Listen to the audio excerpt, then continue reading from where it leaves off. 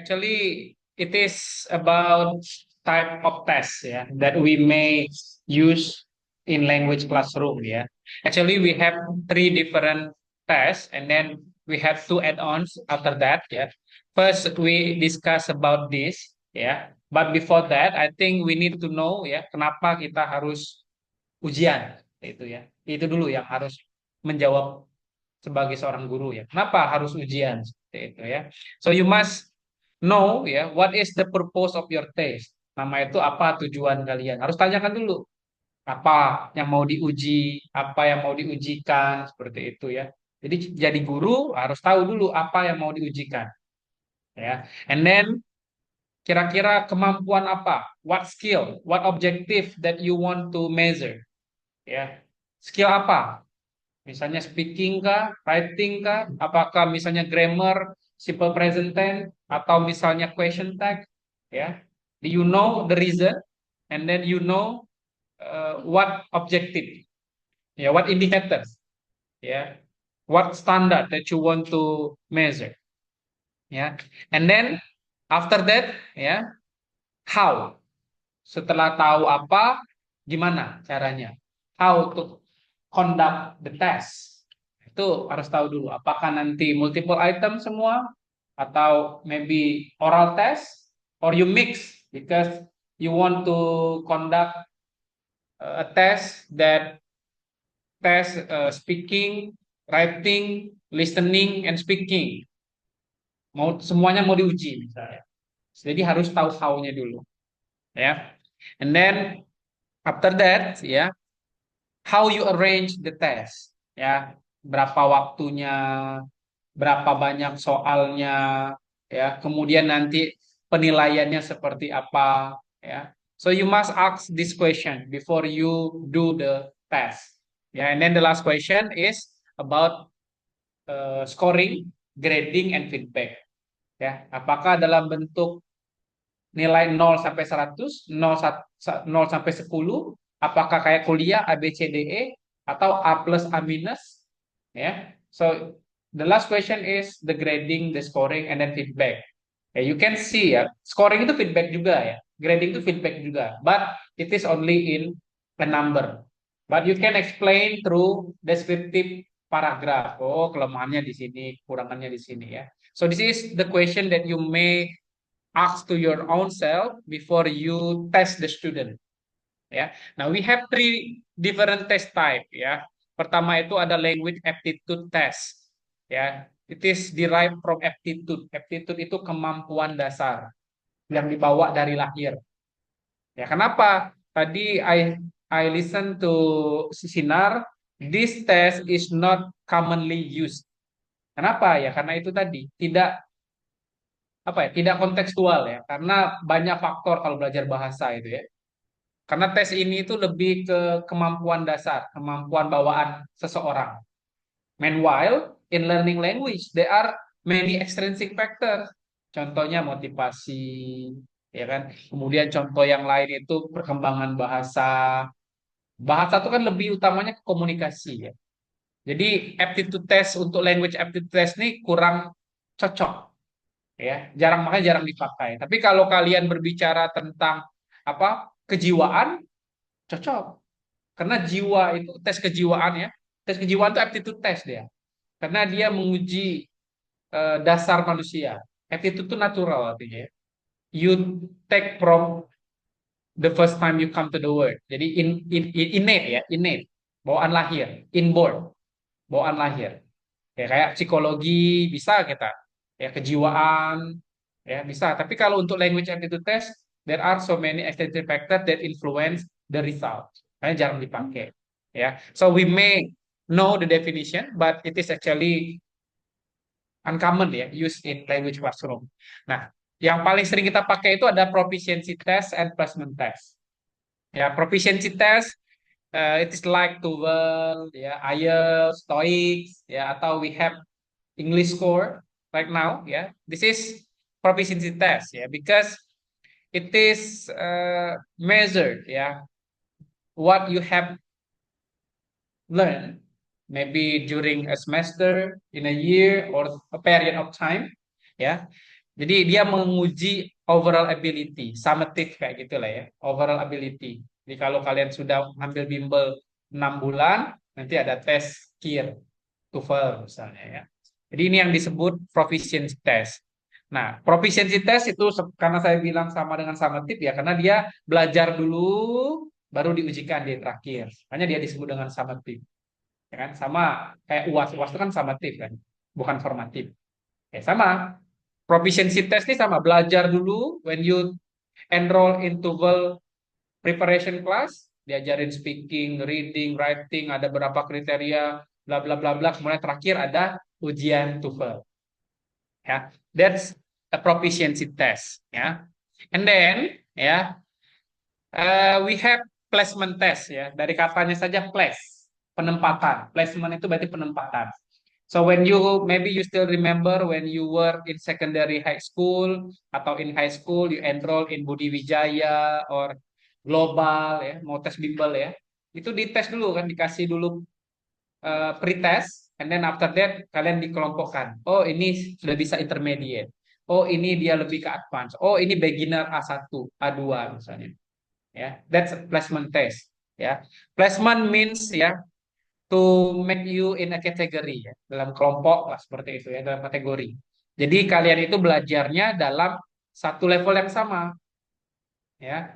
So that's why in placement test sometimes we need to do this because ini berhubungan dengan cara mengajarnya nanti. Treatmentnya pasti beda. Anak-anak di advance mereka tidak akan diajarkan dasar.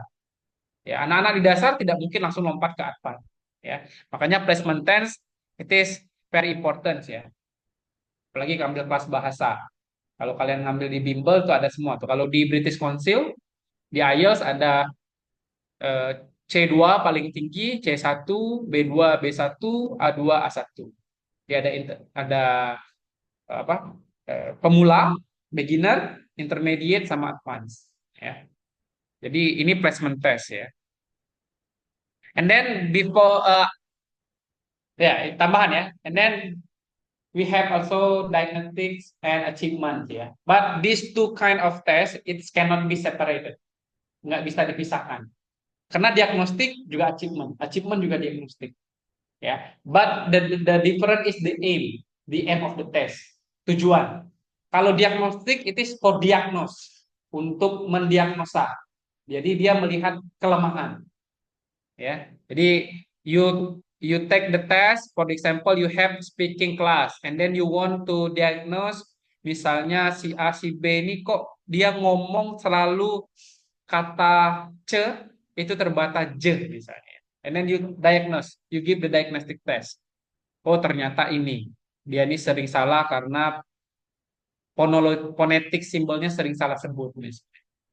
Ya, ini diagnostic test. Jadi dia semata-mata untuk mendiagnosa. Sama kan kalau kita ke dokter, enggak dokter tuh langsung kasih obat enggak, ya pasti diperiksa dulu jantung, perut, enggak dia kasih langsung obat. Kalau ada dokter seperti itu berarti dokter gila. Ya, but when you visit a doctor, the first thing that doctor do is checking up your body. Ya kan, mata, mulut dilihat, amandelnya, tenggorokannya, lidah biasanya dilihat ya. Apakah kan bisa dilihat di lidah kita nih kan ada penyakit apa? Perut dipukul-pukul biasanya kan. Apakah ada gangguan di perut seperti itu ya. And then after ya, the doctor diagnosis the patient, barulah keluar obat, baru keluar treatment. Sama in language classroom, you know that is there is a problem with this student, and then you give him or her task, ya, to diagnose, ya, what kind of problem, ya, or mistakes that often occur, ya, baru, ya. Jadi diagnosis itu mudah semata-mata untuk mendiagnosa saja. And then ya we have achievement ya, achievement dari katanya saja achievement ya, pencapaian ya, kedua-duanya ini sama sebenarnya. Dari hasil diagnostik terdapat pencapaian ya, tapi arahnya berbeda. Kalau diagnostik itu dia melihat ke belakang ya, dia melihat ke belakang diagnostik. Kalau achievement dia melihat ke depan, apa kemampuan yang akan kalian dapatkan di masa akan datang, itu achievement ya. Jadi achievement test itu dia fokus kira-kira di masa akan datang si A ini kemungkinan akan jago di speaking. Oh, si B ini nanti akan kuat di writing essay, bisa. Itu achievement test. Meanwhile, diagnostik dia back, ya, dia mundur. Beda ya. Kalau yang achievement melihat ke depan, kalau yang diagnostik dia melihat ke belakang, kan?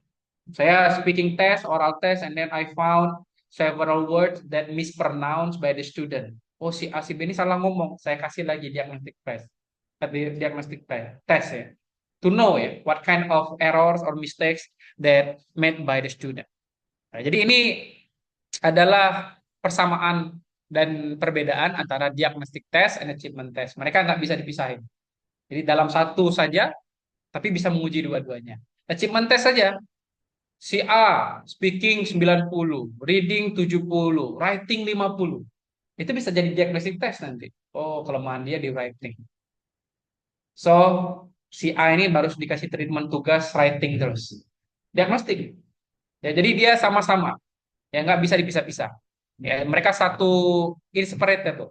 Ya, nggak bisa dipisahkan ya. Oke ya, and then ya, before this is the five types of test ya, language test ya. So you can choose freely later apakah proficiency test, placement test ya kan, ataukah diagnostics ataupun achievement test. Nah, in order to make or to develop your test ya, there are some practical steps that you must follow. Ada beberapa langkah-langkah yang harus diikutin ya untuk menciptakan tes yang baik. Ya, pertama itu adalah clear ya, and then not ambiguous ya. Sorry, not ambiguous ya. Jadi clear dan tidak ambigu. Ambigu.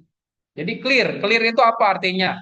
Clear, you know what you are measure, apa yang diukur tahu, what indicators, what skill, and then the instruction, the item test, apakah pilihan ganda, kalau dia esai, esai seperti apa, instruksinya seperti apa, ya. Jadi di bagian ini tuh jelas dulu tujuannya apa, ya. Apa tujuannya?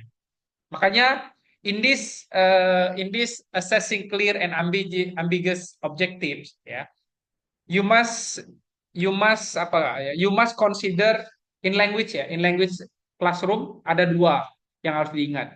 Pertama itu adalah linguistik domainnya, ilmu linguistiknya, dan yang kedua itu performance-nya, keahliannya, kemampuannya. Jadi di kelas bahasa di dua inilah, ilmu pengetahuan dia tentang ilmu bahasa, contohnya adjektif itu untuk kata sifat.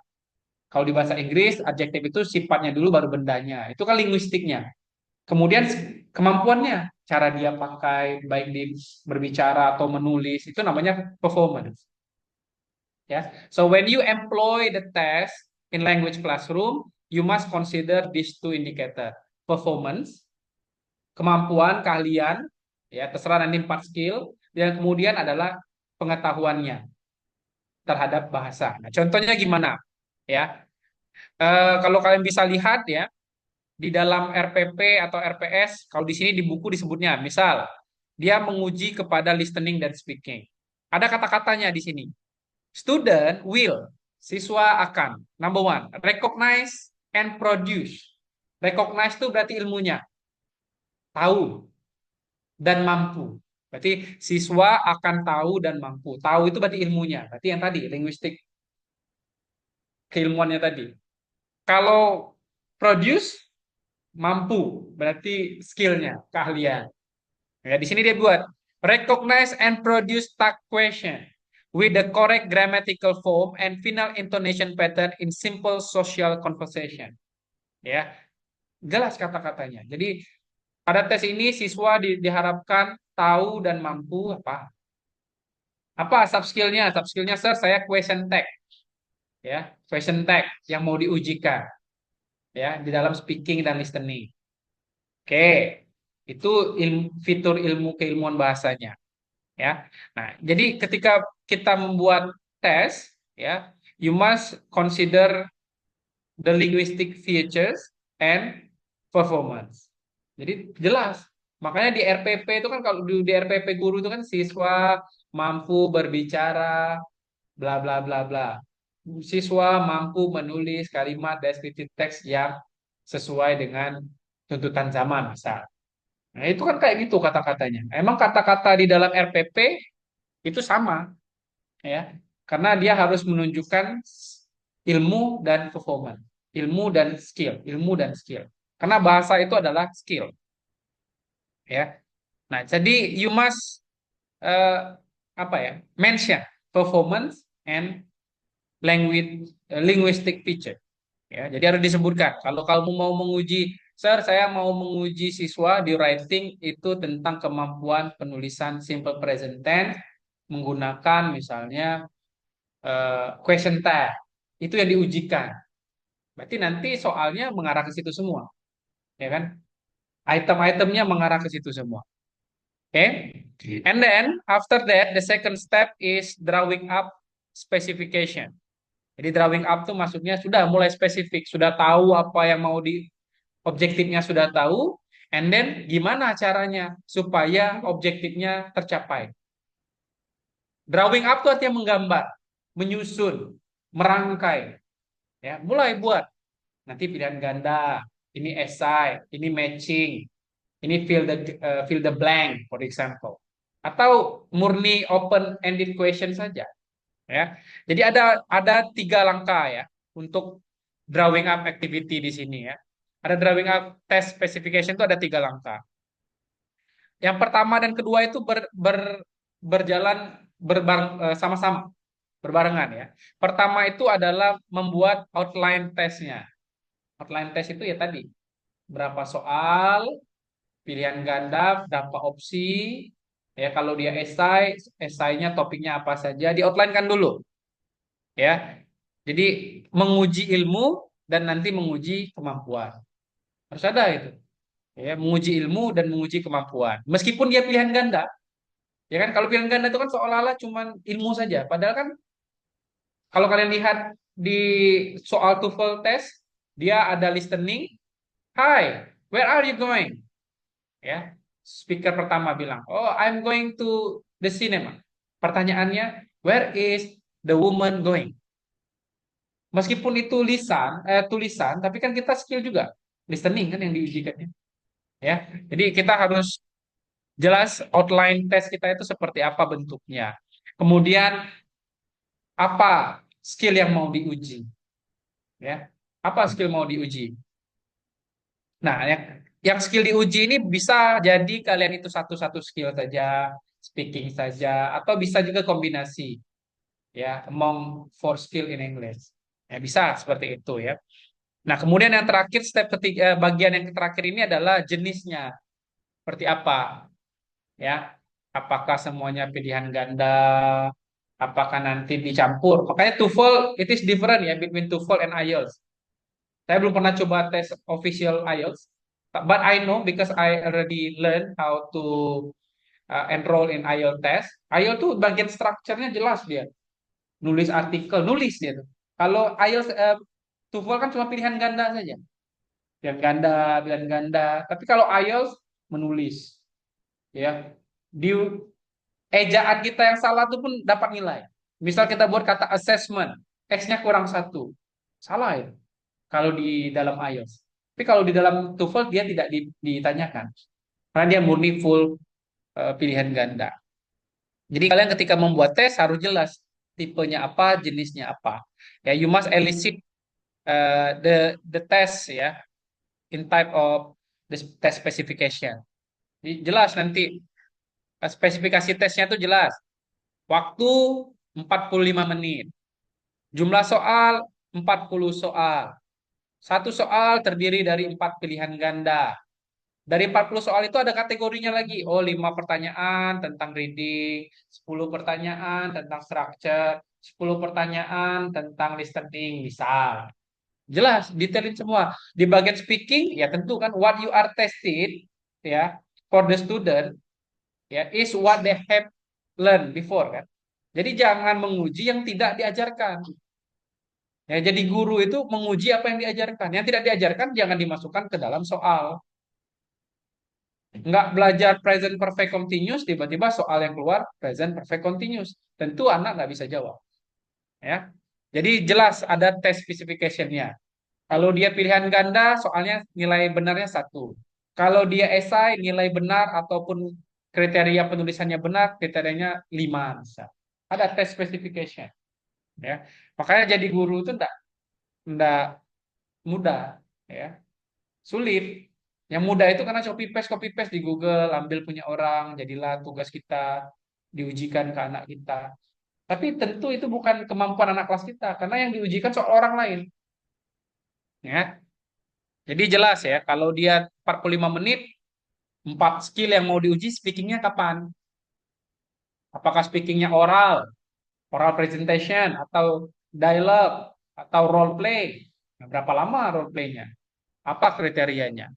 Ya, so that's the test specification that you need to list it ya in your when you develop the test. Ya, nah kemudian ya, we are talking about devising test task ya. Jadi maksudnya di sini itu devising itu samalah dengan revisi. Kalau ada yang tidak benar, diperbaiki. Yang tidak kontekstual, dibenarkan. Seperti itu. Kalau pilihan gandanya terlalu mirip-mirip, opsinya diperbaiki. Jadi devising test task di sini itu adalah kita memperbaiki, terus mengevaluasi. Itu makna singkatnya seperti itu. Ya. Nah, I think we must focus on making multiple choice tadi ya. Jadi karena ini yang paling gampang ya. Multiple choice is the I think this is one of the simplest way of test ya. Salah satu yang paling gampang untuk tes. But ada advantage and disadvantages untuk pilihan ganda ya. Apa kalau kelemahannya ini tuh apa ya? Lebih mengutamakan hafalan, ilmu pengetahuan, bukan skill ya utamanya. Ya, and then bisa nebak-nebak. Sering kan kita kan kalau lagi buntu kan udahlah tebak be, hitung kancing atau setidaknya yang pernah kita baca lah mirip-mirip ya kan. Jadi bisa saja nilainya benar kan, artinya benar, dapat poin dia, padahal bukan ilmu atau kemampuan dia sebenarnya itu, ya.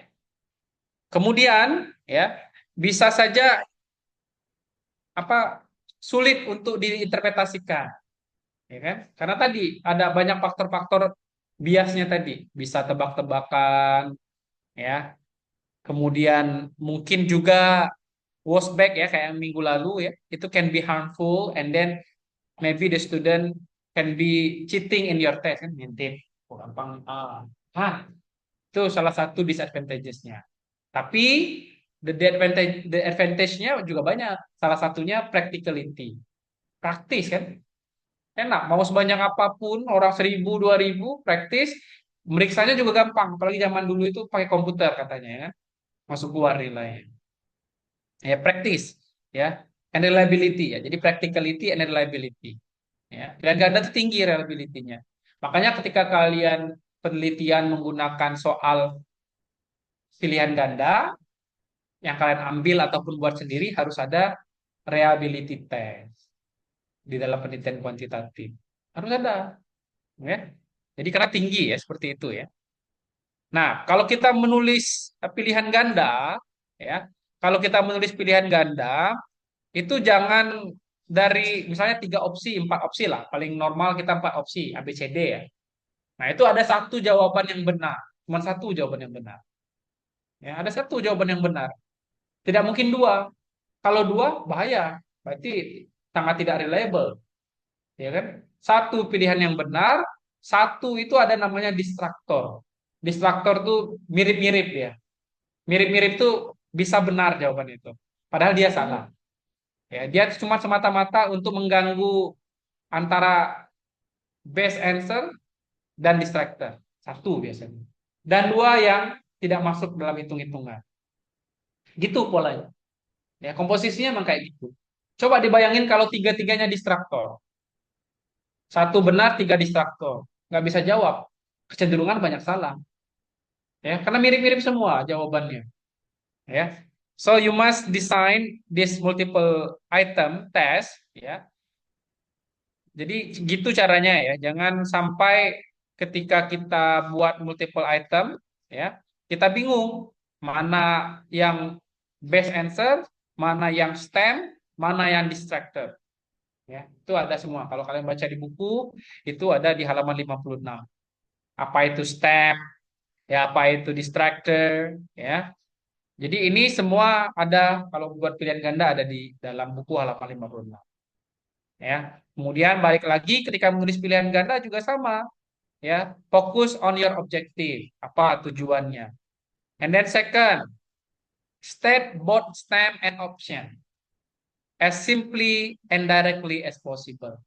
Buat pilihan ganda itu jangan buat anak bingung, ya. Makanya soal-soal pilihan ganda itu jangan yang ambil, ya. Clear dia. Directly the student can directly understand the question and then the option.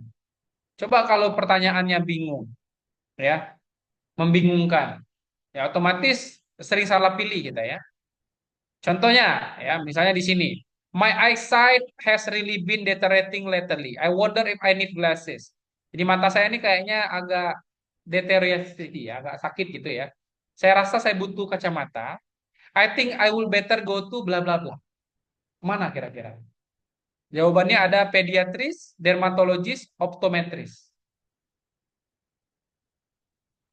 Nah, bahasa Indonesia aja ya. Mata saya ini sakit, ya. Kayaknya saya butuh kacamata. Saya ketemu siapa? Dokter, dokter mata. Dokter mata itu namanya oftalmologi. Makanya optik dari kata optu mata, ya, bahasa Latin. Kalau kulit derma, ya kan? Kalau di anak-anak pediatrik, ya. Bahasanya itu. Jadi ini kan enak. Jelas, stemnya jelas, tidak bingung nih. Coba kalau kita taruh mata saya sakit, kemudian saya butuh kacamata. Ada di sini jawabannya tukang kacamata, dokter mata, ya kan? Ataupun perawat mata. Ada mata-mata semua, bingung kita, ya? Karena possible to answer from that four option ya. Jadi ada stem, ada distractor. Ya. Mungkin distraktornya kalau benar satu dokter mata, oftalmologis, satu optik, tukang optik yang tukang ngecek mata kita itu atau tukang buat kacamata. Yang dua lagi yang aneh-aneh, misalnya dermatologis atau pediatrik. Ya, and then ya make certain the intended answer is clearly the only one correct. Cuman satu jawaban benar, jelas, ya, jelas itu ya. Itu adalah yang pasti dalam pilihan ganda. Ya, nah this is the way how to develop multiple item choice. Ya, jadi kalau kalian buat nanti jangan semata-mata mau gampang, you just take from Google and then you claim as your test, ya, without considering your student performance. Ya, jadi meskipun kita menggunakan tes orang, ya kita harus tahu dulu apakah saya pernah mengajarkan materi ini, apakah tidak, kalau tidak jangan diambil, ganti. Yang tadi, device tadi, ya, ganti. You can do the replacement test yang oh saya pernah ngajar ini ambil. Yang paling baik itu adalah buat sendiri, ya kan? Karena kan tipikalnya kan kelas itu kan apalagi kalau jadi guru SMP SMA ya. Kalian itu kan berulang nanti kelas 1, kelas 2 kayak gitu ya. Tiap tahun nanti kelas 2 lagi tahun depan. Jadi paling enak adalah buat sendiri, ya. You know your material, your content and then you know what indicator that you want to be achieved. Tahu indikator mana yang mau dinilai, yang mau diambil dari siswanya. Ya. Oke, and then last we have scoring, grading, and giving feedback. Ya, ini ya sama ya. From the last 2 weeks ya, we have scoring. Ya, mau nilainya seperti apa? Ya, kalau dia 40, gimana caranya? Berapa nilainya kalau 40? Ya, saya 0 sampai 100. Sir. Berarti kalau dapat angka maksimal, benar 40 soal, berapa satu soal nilainya? 40 soal, dapat nilai 100. Berarti 2,5. Sudah, berarti scoringnya satu soal 2,5. Karena pilihan ganda semua, for example. Ya, mau seperti itu boleh. Atau sir, karena saya ini terbagi-bagi, sir, ada writing, ada structure, ada listening, dibagi-bagi, sir. Di bagian listening, oral test, saya kasih poin maksimum 25. 25 itu maksimum. Kalau menggunakan oral test, ada fluency, accuracy, vocabulary, mekanisme, ya ada semua. Kalau dia indikatornya 4, 4, 4, 4, dia 25 maksimum. Oh, di bagian listening cukup 1,1. Ya. Kalau di TOEIC tahun lalu kan beda. TOEIC di listening tahun lalu itu part A itu 1 nilainya. Part B dialog dialog sedang itu nilainya 1,5. Part 3 dialog panjang nilai 2,5. Jadi kan kalian benar semua di dialog 1 ya 5 masuk nilainya. Tapi benar di dialog 3 karena panjang-panjang 15 beda nilainya.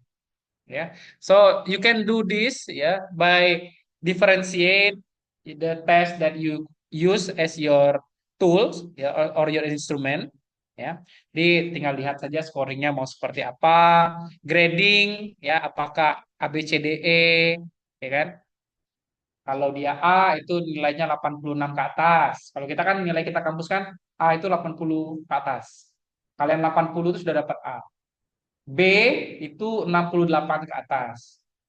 Ya, tapi di Unsri beda. Di Unsri ada A plus, A minus. Beda karena gradingnya masing-masing. Ya, sama. Jadi guru juga bebas kalian nanti. Ya kan?